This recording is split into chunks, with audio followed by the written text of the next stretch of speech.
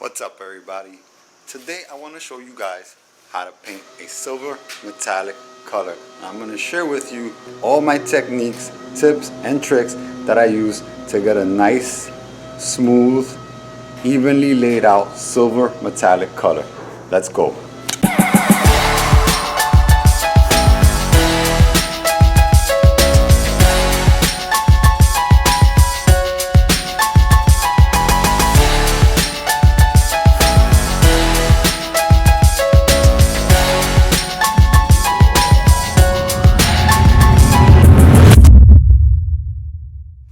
Okay, silver can be a difficult color to paint sometimes, especially if you're a beginner or if you're not used to painting it. And silver is one of those colors that if you're not careful, you could get stripes or you could get blotchiness, and that could be a real pain in the neck sometimes, because sometimes you don't see that you're gonna have stripes or blotchiness until you clear coat everything. And I'm gonna show you a couple of techniques that I have mastered over the years to avoid these problems. Now, on this job, what I have is a hood. I got a fender to blend, a new fender, a bumper, and the door and the post. Now, the first thing I'm gonna do is apply my wet bed. A wet bed is typically a clear base coat that allows you to smoothly blend into the panel that you're blending to. It helps it softly and smoothly transition in to the original color without giving you a hard time of trying to blend it.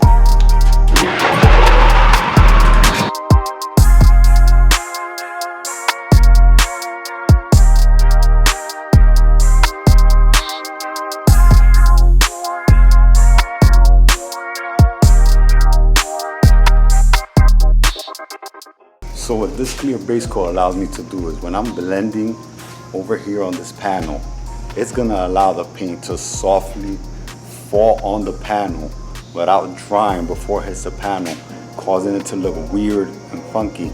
That's why we use a wet bed for these types of applications. I don't use wet beds on every blend job. I basically only use it on metallics that are hard to blend. Other paint jobs that I do, I don't use the wet bed. I don't need to use that material just to use it. If the color is hard to blend, and silver metallics are typically pretty hard to blend, I use it on all of my metallic colors, hard metallic colors. Now this base coat is actually, there's two different kinds of silver metallics you'll see. There's fine metallics and there's very high coarse metallics. The fine metallics are really small metallics. They're not that bad to paint and they're basically simple to lay down, but you can get stripes in them. The coarse metallics are the harder ones because they're very big metallics. They have very big flakes and they are a little bit more difficult to paint. But the techniques I'm going to show you in this video work for both fine and coarse metallics. So let's get to work. I'm going to get my paint. I'm going to start laying down my paint and I'm going to give you my tips while I'm doing it.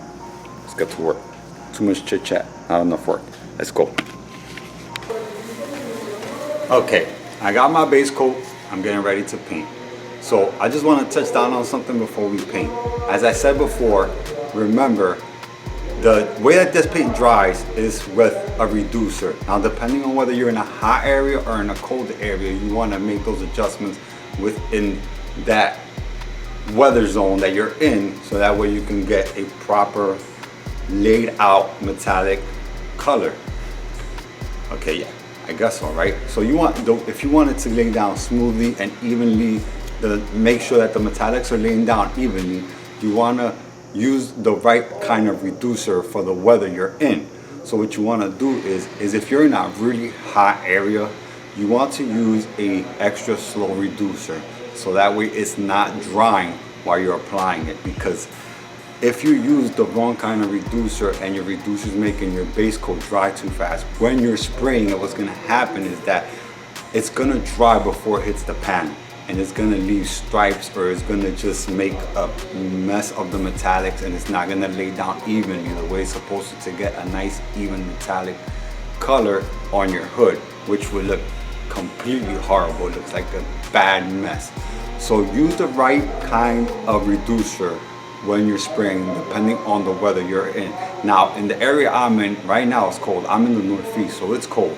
So I'm using a medium reducer because I'm in a heated booth, so I can control the way that it dries in here. But if you don't have that and you're, in the summertime, you can't control that. It's too hot. You want to use a slow reducer. That's what I do. I use an extra slow reducer in the summertime. But in the wintertime, a medium reducer will do just fine. And always remember, when applying your base coat, apply your base coat nice and even, medium to wet coats. If you apply your base coat too wet, it's gonna look modelly and blotchy. If you apply it too dry, it's not gonna evenly distribute the metallics, causing for a uneven look to the metallics, which will look terrible on your paint job. And sometimes that's hard to see at the end of a paint job, and then when you clear it, it looks like a hot mess. So remember that. That's a tip for you guys. Now let's go to the blend panel. I'm gonna show you how I blend.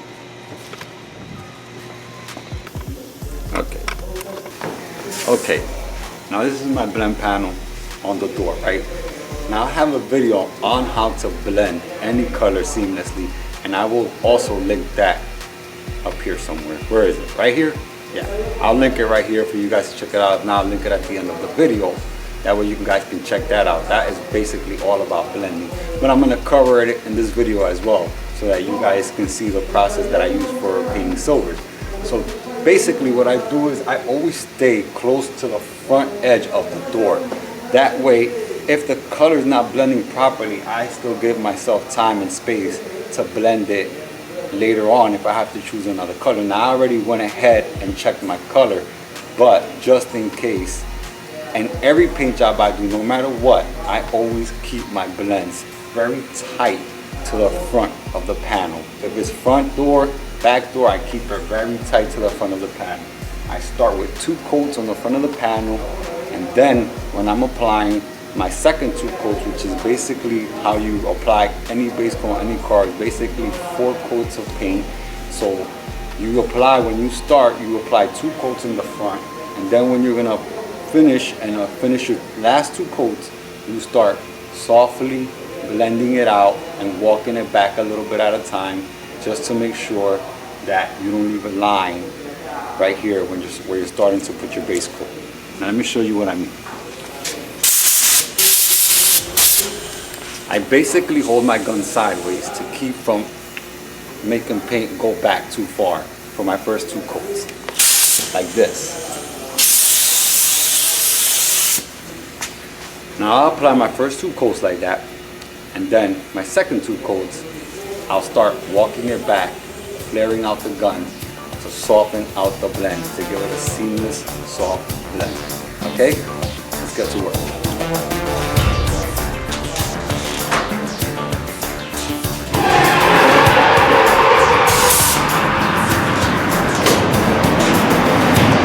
Now remember, always medium to wet coats when spraying any base coat.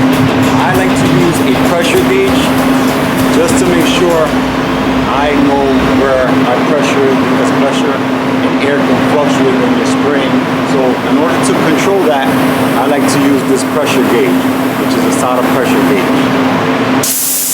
And I typically always keep my pressure at 20 psi when spraying my base coat, and keep it evenly moving throughout the panel.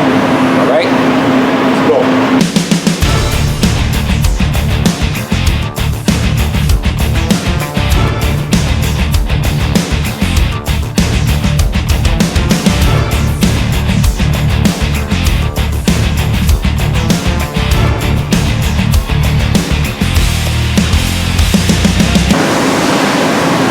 Fender, I hope you guys can hear me because I got the booth running, so I'm gonna try to talk loud. Now on the fender, I'm gonna just keep color top part of the fender and on the front edge of the fender where the bumper is gonna sit on there for it to match the bumper, the top for it to match the hood.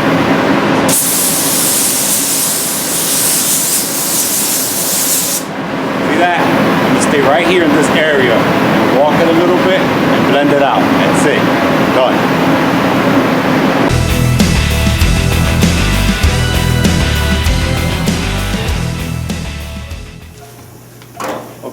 right now you can tell that there's a little bit of a line on this edge. That's because that's how I started to blend down my panel. Now what I'm going to do is I'm going to take my gun and I'm going to flare it out while I'm blending like this. What that does is it softens up the blend so that you won't be able to see that this door was painted or blended, and the color on the fender matches and the color on the door matches seamlessly blended out. You never see the color and it always looks good. Now when blending a door or anything that you're blending, you're trying to flare it out or walk back the paint, make sure to lower your pressure a little bit. So like I said before, I usually keep my pressure at 20 psi.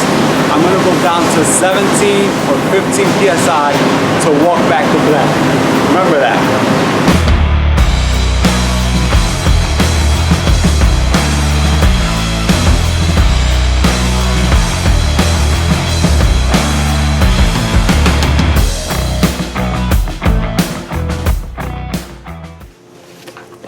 Okay, and last but not least is what I like to use, that's called a drop coat. Now, my metallics are good. They're evenly distributed. They look good. At this point, I basically don't need to do the drop coat. But for those of you out there that might be worried or might have a little bit of issue with evenly distributing the metallics, and even me in some cases, depending on how the metallics lay down, I'll still use the drop coat. But just for the sake of showing you guys what the drop coat is, I'm going to show it to you. Now what the drop coat does is that if your metallics aren't evenly laid out by the time you finish completely coating your car, the drop coat allows the base coat to fall on the panel nice and softly while you drop coat it, and evenly distributes the metallics, so that way you don't have no issues with no striping or no blotchiness. So let me show you what a drop coat does, right? And I'm going to show you how to do it, and then you'll see what I mean, all right? So when you finish your last coat of base coat that your car's completely covered, what you want to do is to do this drop coat technique I'm trying to show you. So what you want to do when you're going to apply the drop coat is lower the pressure of your gun to like 15 psi, and then bring your gun up to a good high level, at least 12 inches above the panel, and then maybe a little bit more, maybe 15 to 20 inches above the panel. And all you want to do is go slow, letting the metallics fall on top of the panel, before it can evenly distribute the metallics. Let me show you what I mean. I'm going to be like all the way up here, and all I'm going to do is go back and forth slowly, like this, letting the metallics just evenly fall. You have to go pretty slow. Don't go fast, go slow. But the reason you come up high is for when you're going slow, the metallics are evenly laying on top of the hood, distributing the metallics evenly, so that way you don't have no problems with no blotchiness or no stripes. Let me show you. I'm going to turn the booth on. It's going to get loud. I hope you can follow me, and I'm going to show you what I mean.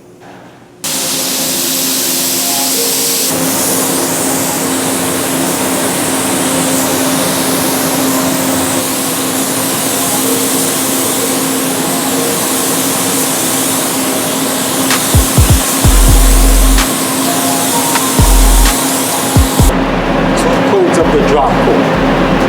Remember that, the 2 coats of the drop coat. Start in one end, go across the other, slowly, and keep your gun up at a high distance so that the metallics and the flakes can evenly be distributed on the hood.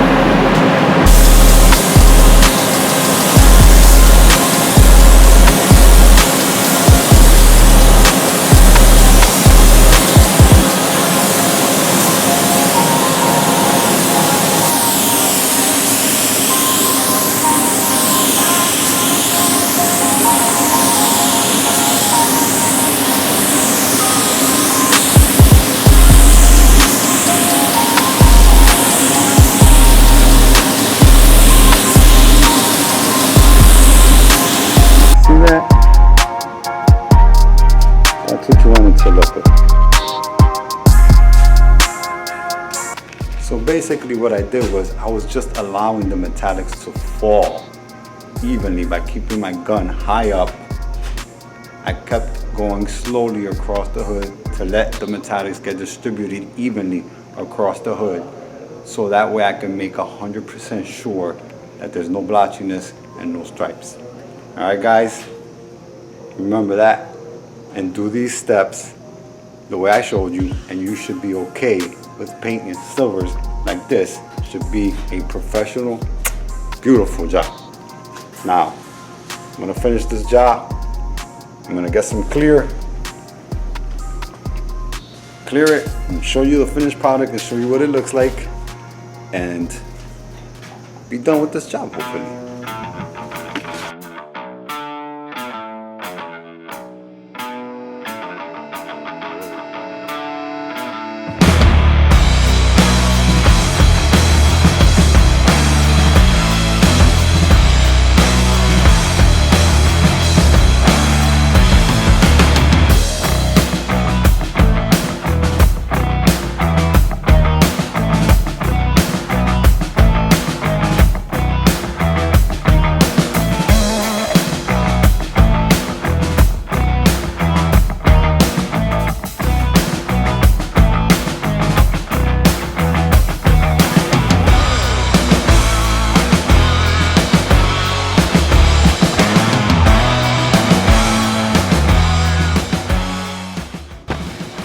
Well, that's it for me for today, guys. If this video was helpful, please hit that like button, subscribe if you haven't already, hit the notification bell so that you could be notified every time I post a new video, and I'll see you guys in the next one. See you guys.